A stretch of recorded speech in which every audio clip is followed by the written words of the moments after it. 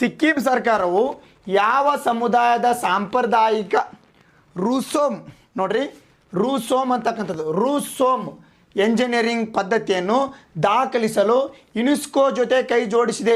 ನೋಡ್ರಿ the Indian express ನ್ಯೂಸಲ್ಲಿ ಬಂದಿರತಕ್ಕಂಥದ್ದು.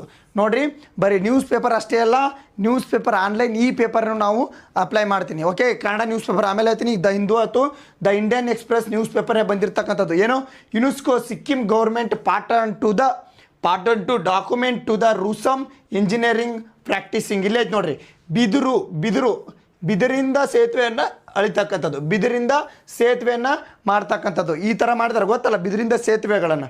Okay, ಈ ಥರ ಯಾವುದಾಗಾದರೆ ನೋಡ್ರಿ ಯಾವ ಸಮುದಾಯ ಹೇಳ್ರಿ ಬೇಗ ಯಾವ ಸಮುದಾಯ?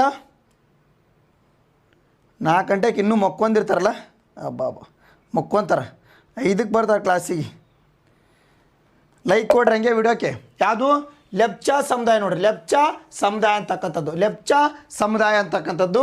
ಓಕೆ ನೋಡಿ, ರಾಷ್ಟ್ರೀಯ ಸುದ್ದಿಯಲ್ಲಿರ್ತಕ್ಕಂಥದ್ದು ಇದೇನು ಇಂಟರ್ನ್ಯಾಷನಲ್ ನ್ಯೂಸ್ ಅಂತಕ್ಕಂಥದ್ದು. ಇದು ಇಂಟರ್ನ್ಯಾಷನಲ್ ನ್ಯೂಸ್ ಏನಪ್ಪ?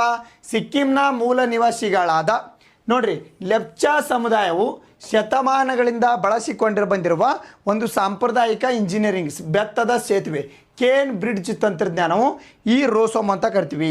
ರೂಸೋಮ್ ಅಂತಂದರೆ ಬೆತ್ತದ ಸೇತುವೆ ಅಂತಕ್ಕಂಥದ್ದು. ಓಕೆ, ಇನ್ನೇಗ ತೋರಿಸಿನಿಲ್ಲ. ಸಿಕ್ಕಿಂನ ಕಾಂಗ್ಚಂಡ ಜೋಂಗಾ ಜೀವ ವೈವಿಧ್ಯತೆ ಜಾರಿಗೊಳಿಸಲಾಗುತ್ತಿದೆ. ಬಯೋಸ್ಫಿಯರ್ ರಿಸರ್ವ್ನ ಅಲ್ಲಿ ಜಾರಿಗೊಳಿಸಲಾಗುತ್ತಿದೆ.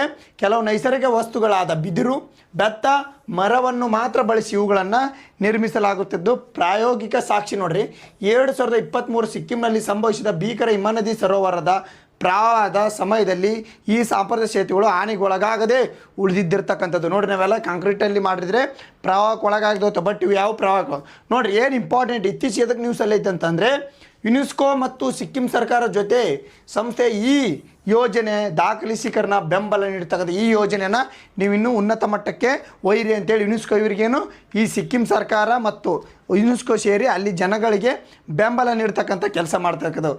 ಆ ದಿವಸಗಳಿಂದ ತಂತ್ರಜ್ಞಾನ ದಾಖಲಿಸೋದು ಈ ಕಾಲದಲ್ಲಿ ಸುಸ್ಥಿರ ಮೂಲಸೌಕರ್ಯಕ್ಕೆ ನಿಮಗೆ ಹೆಲ್ಪ್ ಆಗುತ್ತೆ ಅಂತೇಳಿ. Okay, S.